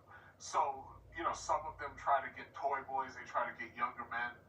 But for the most part, if they're unable to bear children, it's like the younger men ain't really hanging around too long because, yeah, they'll have some fun. They'll have some horizontal poker with you. But once they realize, like, wait a minute, she can't produce any children, it's like, I'm going to go cheat with this other chick. Then next thing you know, the relationship falls apart. Where's the rest of the story? It says, the term mail-order bride dates back to the 19th century when so-called frontier brides advertised themselves in newspapers with single men in the American West. After the Civil War, when large numbers of men had died on the East Coast, some women saw migrating to the frontier to marry someone sight unseen as a way to secure stability. That narrative still lingers today in Western novels and films. The modern international matchmaking industry, however, took shape in the 1970s when catalogs of mostly Filipino women's photos and addresses were sold to American men. After being pen pals, men would travel to the Philippines to meet and decide whether they wanted to get married. Some scholars consider this a form of human trafficking.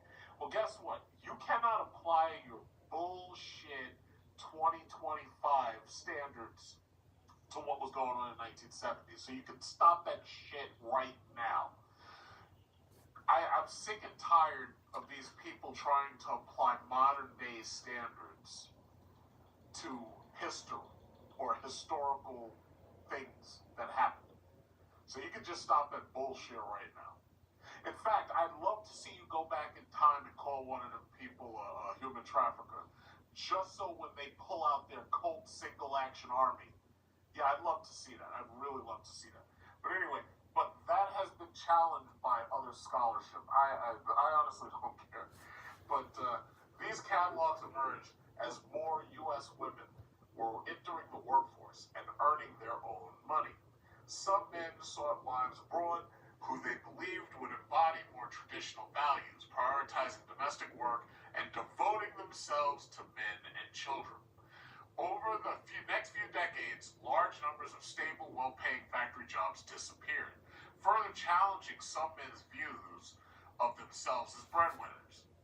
By 2010, the catalog system had moved online and expanded into a global industry that generated $2 billion per year. Today, it takes many forms. Most of the industry is online with email and chat correspondence that charges men but not women. Some agencies provide in-person tours for male clients, and there are higher-end, more personalized matchmaking services as well. What was once stigmatized has become more normalized through reality television. God damn it. TLC's hit series 90 Day Fiancé, which came on air in 2014, has transformed international dating into a lucrative entertainment franchise. First of all, 90 Day Fiancé has turned international dating into an absolute joke. In the beginning, it wasn't so bad, but what they started doing was they started trying to sensationalize it by picking the craziest and worst couples that they could possibly find. No Neck Ed and Rosemary Vega, that was the perfect example. Here you got this white dude who's like fucking 5'0", and lying to this Filipina who's taller than him about his height. The guy had Klippel syndrome, so he had no neck. His name was No Neck Ed. And basically, he flew to the Philippines to meet this chick. She's a single mom, of course, because the Filipinas, they get started real early. So she's a younger single mom. No Neck Ed came out of a relationship. He already had a daughter. This dude is sleeping on the floor in her house with rats. And the father is like silent on the whole thing because over there in the Philippines, the women do anything they want. They do everything they want. That's the reason why they're living in poverty over there. But it's a matriarchy. It's impoverished. This dude was literally sleeping on the floor with rats. There was a rat there, and the rat looked sickly. The rat looked scared, like he was about to die. The rat looked sickly. The rat looked like he didn't even know whether to run or to just lay there and just die. Like, I swear to God, if you watch that series, you'll see what I'm talking about. It's No Neck Ed and Rosemary Vega. It was terrible. It was just terrible. Like, I'm like, why would you put this on television? The whole time, what 90 Day Fiancé was doing was it was making fun of the men. Then, at one point, there was this white dude, and he met this Spanish woman. I think she was Brazilian. I forget what her name was. And she was just a mess. Like, she looked like, she was a mess. And she was funny, though. Like, when she met him at the airport, oh, hi, why you don't buy me flowers? Like, she was funny, though. And the show was a mess. And they were making fun of the men. Now, the average one of these absolute real-life relationships is nothing like what it was on 90 Day Fiancé. But they did it to be funny. They did it to make it a comedy. And they basically did it to make fun of the men. That's what they did. They did it to make the men look like losers. But the reality is, men have been doing this for a very, very long time. And these men have been finding happiness. They've been getting wives. They've been having families. And they've been having a good time.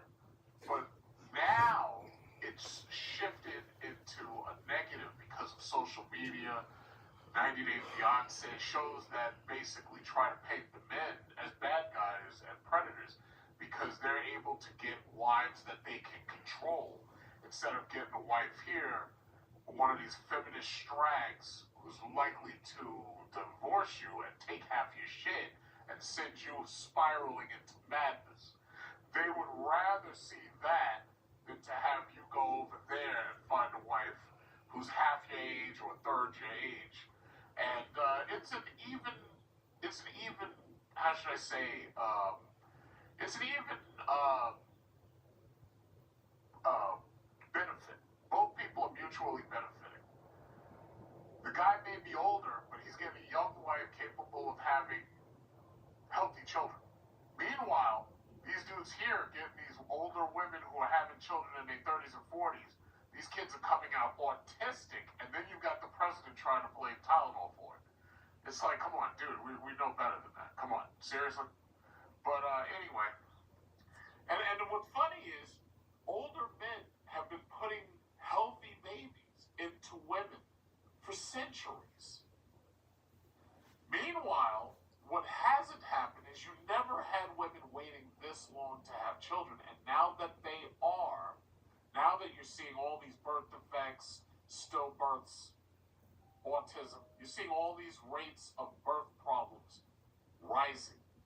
And you got a president who stands on television and tries to say it's acetaminophen. And he can't even pronounce acetaminophen. It's pathetic.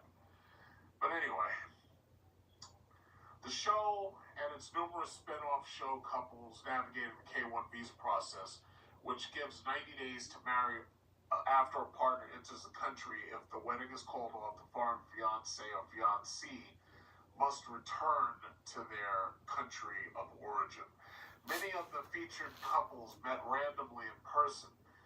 A significant number, however, connected through online dating or language learning sites.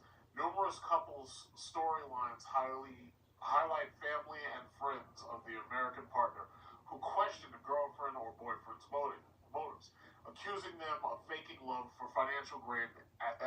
financial gain and access to a green card. Audiences might watch the show for drama or love stories, but the underlying themes mirror what I've seen in the field: relationships shaped by economic inequality and migration, with women often exchanging emotional, domestic, and sexual labor in return for financial stability. Yeah, okay, that very well might be true. But I also want you to think about situations like the one you have in Ukraine. When you have war, first of all, this is the bottom line. Just as I pointed out, men are always going to be able to work. Men tend to have higher marriage rates than women do. Men are more likely to be married than women. That's like a sociological fact. But I want you to think about the fact that when you have wars in other countries, and America is good for starting wars in other countries, when you have wars in other countries and a lot of men get killed off, what you have is a lot of young women who are growing up and there are no men for them. So they tend to do things just like what they said in the story about the frontier brides. Think about Ukraine. We have no idea how many Ukrainian men are lying dead tonight. We have no idea. We have no idea how many Russian men are lying dead tonight. We have no idea how many of these people have died. Ukraine hasn't shown me any numbers. Russia hasn't shown me any numbers. From what I had heard, they will cremate bodies in the battlefield. Think about countries like Russia, Ukraine, Moldova, Belarus, because we boycotted Belarus. Like when they come on the Olympics, these scumbags don't even show their flag, and I'm like, what is this? It's like you people are so pathetic that you can't even allow these people to compete in a game. If I were them, I wouldn't compete. There's no point. I would have my own games, and you wouldn't be invited. Like, that's just stupid. These people coming over there in the spirit of athleticism, and you're not showing their flag? And I brought that up to one of my dumbass liberal uncles, and he's, oh yeah, well, that's just too bad. I'm like, wait a minute. These people from Belarus are just competing. Even if it was the Russians competing, how are you not going to show that flag? If they win, or whether they don't win, you're supposed to treat them equally. And these are the same people who, as soon as they feel like they're discriminated against, they want to start screaming about racism. And they're the first ones to do it to somebody else. You're stupid. And I hope you hear this, you moron. You're stupid. But anyway, as I was saying, there's a lot of women. Moldova, Belarus, Russia. You know, I've traveled the world, so I know all of this stuff. But there's a lot of women in the world, and they have no husbands. And the male to female ratios are so off that the females outnumber the men, like damn near, in some cases, 3-1. And especially after a war. So my thing is, yeah, there's going to be a lot of the passport bros are in the catbird seat. The passport bros. If you got your passport, whether you shit, you don't even, at this point, you really don't have to have your passport. They're bringing us all these women here as refugees. There's more opportunity than you can even imagine. So let's say you do have your passport, you do go over to these other countries. You got Dominican Republic, you got Brazil, you got Colombia, you got Ukraine. Well, you're not going there. That's dangerous. Ukraine, Russia, Moldova, Belarus, Poland. I know Polish girls that are taller than me, or as tall as me. I'm 6'6". I know Polish chicks that are taller than me. Like, you remember Deuce Bigelow when he was walking around with that tall woman? That's what I'm talking about. And I'm like, Jesus, where did they grow you? It's like they grew you in a tube on one of those sci-fi movies, like Demolition Man. Like, where the hell did they grow your ass? But man, the women are outnumbering the men. So it's obvious that they're looking for opportunity. When the passport bro, and you'll hear, if you hear some of these passport bros talk, when they go to these countries. Some of them are going to Russia, some are going to Ukraine, some are going to Poland. Those are countries I am not going to. But some have gone to the Czech Republic, some have gone to, what are those places? Belarus, some of them have gone to parts of Europe. There's untold numbers of women who have no potential husbands because the numbers are so out of whack, especially after wartime. So my thinking is, all you got to have is your passport, and you just said, America only has 350 million people, right? So if you assume that even half of those were men, or males, we should say, let's say it was only 150 million men, right? When you break that down, and then you compare, let's say, 150 million men, there are countries out there where you're literally talking about more than 2 billion women. Like, when you add India, China, Southeast Asia together, there's basically more than 2 billion women over there. And then when you add in Europe, there's even more. It probably comes out to about 3 billion women out there. The numbers are on your side. All you gotta do is get your passport. So, let's see, it says, over the next few decades, large numbers of stable, well-paying factory jobs disappeared, further challenging some men's views of themselves as breadwinners. I think I already read that part. Let me skip down. Let's see, audience. Okay, I think I already did that. In recent years, the mail-order bride industry has gotten a cultural revamp, with younger and more diverse men who identify as passport bros. The crowd is typically younger than men, participating in the commercial international dating industry, and more likely to identify as men of color. Okay, now we're talking. Passport bros are black men who are searching abroad for relationships. These men are less likely to pay for formal dating and introduction services. They travel on their own using free dating apps such as Tinder to meet local women, mostly in Colombia, Brazil, and the Dominican Republic. Passport bros say they travel abroad to meet women who are more traditional than the ones they meet at home. Many of the American men I interviewed between 2010 and 2022 talked about Western women as too focused on career. Yeah, that's changing quick, isn't it? Which challenged their idea of themselves as financial providers. Similarly, my research in Ukraine, Colombia, and Philippines shows that many men using international dating services are motivated by more than just love or cultural curiosity.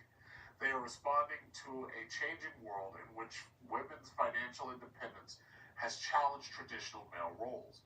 Fucking goddamn thing keeps moving. All right, wait. Hold on 1 second. I gotta figure out where I was. They are responding to a changing world in which women's financial independence has challenged traditional male roles. For some, traveling abroad is a way to reassert control and to find relationships that reaffirm a sense of masculine identity. In my interviews, American men looking abroad talked about feeling empowered and having choices while being ignored in the U.S. dating market. Some recognize that their relative wealth is the cause of this. As one man on a romance tour in Ukraine told me in 2012, I am here to exchange my financial stability for some Ukrainian woman's youth and beauty. And that's what it really comes down to. I am here to exchange my financial stability for some Ukrainian woman's youth and beauty. And I am okay with that. That right there is what this is all about. These men have reached careers and ages, and they're not happy with the crop of women here that they have to pick from. So they're willing to work and to offer financial stability, and they're trying to get younger wives to have healthy children and, to cook and clean the house and to occasionally have sex with. So he's okay with that. And that's basically what it really comes down to. I don't know why this is so complicated. Okay, it says appeal of tradition. Together, many of these daters illustrate the global pattern I've seen across my years of fieldwork. Anxiety fuels a longing for traditionalism. What appears to be a return to the past is in reality an adaptation to the present. The romance tours, the 90-Day Fiancé phenomenon, and the Passport Bros speak to how people use relationships to navigate the economic instability of the modern world. Gender roles become a way to reestablish order and identity. In the past 2 decades, rising inflation, stagnant wages, housing shortages have left many people, especially younger generations, feeling economically trapped. The COVID-19 pandemic deepened these inequalities, forcing millions out of the workforce and amplifying the strain of unpaid caregiving, particularly for women. In times of uncertainty, societies often retreat to familiar narratives. Traditional gender roles offer an illusion of stability and order, even if they reinforce inequality. The fantasy of the dependable male provider and the nurturing homemaker resurfaces because it seems to resolve anxieties that the modern economy has made harder to bear. As a sociologist, I study these dynamics not just to understand dating trends, but to trace how societies reproduce inequality through intimacy. Until our society addresses stagnant wages, which will never happen. Wait, let me tell you something. Wages are about to get more stagnant. And we already see it because of AI. We see that a lot of these middle-level management people, these white-collar workers, are losing their fucking jobs. Now, in my position, I have about 10 years left till retirement, and then I'm gone. Right now, I'm setting myself up, setting up investments, setting up my properties to sustain me when I become an old man and I can no longer work. I was in Wendy's. I saw this old guy, and it looked like he had a broke hip. And this guy comes in walking sideways, and he's hobbling to get his food from the counter to his table. And I'm thinking to myself, I gotta make sure that that's not me when I grow up. I need to make sure I'm on a beach in the Philippines or Thailand, and I got some young wife taking care of me, and all I got to do is look after my kids. But things are about to get really rough. You know how Patrick Bet-David says the future looks bright? Nah, the future looks fucked up. Your future's bright because you're a millionaire.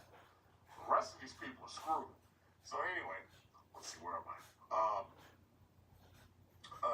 Stagnant wages, rising costs. Of course costs are rising. We're dealing with inflation. Costs are going to keep rising. The erosion of social safety nets. Trump is the first president that I've ever seen to challenge the welfare state. Now, I know Reagan did, but that was before my time. Bill Clinton had welfare to work, but all that did was reinforce the welfare state. We went from less than $10 trillion of debt to now $38 trillion of debt between Clinton, Bush, Obama, and now we're here with Trump, right? Trump had, his spat with the Democrats. They had that government shutdown. But as soon as welfare got threatened, and EBT is getting turned off, and what was it, Section 8 wasn't going to get their checks. And not only that, the military-industrial complex in this country is a monument to welfare. I know nobody wants to believe it because they want to believe welfare is some minority laying on their back having children in order to get paid from the government. Welfare in this country includes public schools, the military, and the prisons.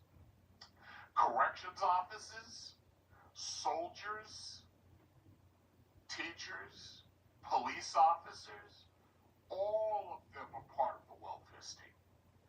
The moment that welfare state got threatened, all of a sudden, Congress got a deal. Wait, we got Democrats breaking with Chuck Schumer to come over and sign.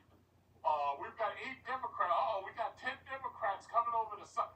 As soon as that welfare state gets threatened, all of a sudden everything changes. Now, had this been the Republicans who were the ones holding out, had this been the Democrats in charge and the Republicans were holding out, just like it happened when Obama was in office. All of a sudden, the Republicans start coming out because their constituents start calling them up. Yeah, I didn't get my check. You better make sure I have my check, otherwise something bad's going to happen to you. They're calling them. See, the one thing that a lot of these stupid-ass liberals and these dumb-ass Democrats, because you got to remember, I'm not a Democrat. I'm actually a registered Republican, but I hate both sides because I already see that it's basically two wings on the same bird. One of the things you got to understand, and something that these people don't understand, the reason why Trump gets his way and he gets everything done is because the Republican constituency is extraordinarily violent, and they are armed. What do I mean by that? Because the first thing you're going to say, oh, well, the Democrats killed Charlie Kirk and the liberals. No. What we saw on January 6th, that was nothing compared to what the average congressperson is getting threatened with on a daily basis. Did you see Marjorie Taylor Greene resign? Did you see that? You know why she resigned? She's getting threatened every day because she's going against Trump on the Epstein files, and she's going against MAGA, or at least they say she's going against him.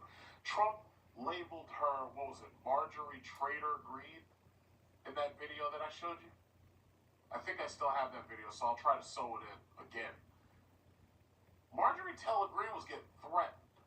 And the one thing that I know about these people, every single one of these AR-15 owners, is that if you threaten a Social Security check, they gonna pull up on you.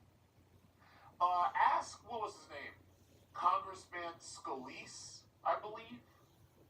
Ask him how's his hip doing after that AR-15 round went through it. When these people, if you threaten a Social Security, see, and that's the reason why, you know how Peter Schiff is like, yeah, Social Security is a Ponzi scheme, and it's going to collapse. I'm not worried about Social Security. You know why? Because of exactly what I'm saying. You threaten these people's Social Security check, they going to pull up on you. They going to pull up on you. And you know exactly what I'm saying. See, the YouTube algorithm might not know what I'm saying, but you know what I'm saying. You threaten a Social Security check, they gonna pull up. You threaten a Section 8 check, they gonna pull up.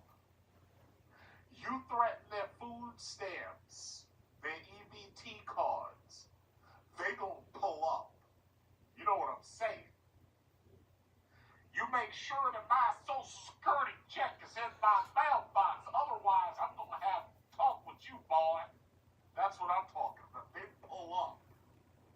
See, the rest of these dudes, these gangbangers and these losers, these Crips, these Bloods, these losers, yeah, they pull up on each other. But when you threaten that Social Security check, Congress gets pulled up on. You know what I'm saying? The YouTube algorithm don't know what I'm saying, but you know what I'm saying. Because that's how you got to do it nowadays. You got to say it, but you can't say it. You see what I'm saying? It's like George W. Bush. You see, if you fool me once, you know, I'm a fool. But if you fool me twice, a fool can't be fooled again. You know what I'm saying? See, that's how you got to do it. They talk in code. You have to say it without saying it. Because the algorithm will hear you say it. Next thing you know, you get demonetized. No, you got to say it without saying it. You remember Bruce Lee in the Enter the Dragon? You remember what he said? He said, you have to know the fight to how to fight. You have to fight. It's the art of fighting without fighting. That's what you got to do. You see what I'm saying? I hope you know what I'm saying, because this is what I'm saying. They pull up. January 6th, you know why they're still talking about January 6th? It's because they pulled up. January 6th, they didn't make calls to their Congress people. You know what the liberals do? They got, what is it, the 5 Calls app or some shit, where there's an app that tells you who your congressmen and your representatives are and all that stuff. When they get upset, they get on the 5 Calls app. When the right wingers get upset, if you listen very carefully, you can hear those AR-15s getting loaded. When they get their 5 Calls app, it ain't a 5 Calls app. They pull up. They That's what I'm saying. If you understand what I'm saying. Because I'm not saying what I'm saying. Because I'm saying what I'm saying without saying what I'm saying. If you understand what I'm saying. They pull up. Marjorie Taylor Greene was afraid they were going to pull up. Do you understand what I'm saying? I hope you understand what I'm saying. Because I'm saying what I'm saying without saying what I'm saying. But you understand that I'm saying what I'm saying, even if the YouTube algorithm doesn't understand that I'm saying what I'm saying. Marjorie Taylor Greene thought they were going to pull up. If you think back, they were planning to pull up on the governor of, what was it, Michigan? They were going to kidnap her. When they pulled up January 6th, they went in there to get Nancy Pelosi and to get Alexandria Ocasio-Cortez. They pulled up. What did Trump say? Yeah, hang Mike Pence? They pulled up on Mike Pence. Mike Pence's only constitutional job was to authenticate the vote. But that wasn't enough for them. They pulled up on Mike Pence. Now, granted, Secret Service, man, they got fucking weapons and shit they've never seen before. They got goddamn assault rifles under their shirt and all this. We know what they got, but we don't know what they got because they haven't showed us what they got. You're not going to see what they got until it's too late. But these people pulled up on Mike Pence. Like that, they pulled up. You see what I'm saying? They pulled up. Marjorie Taylor Greene was afraid they were going to pull up on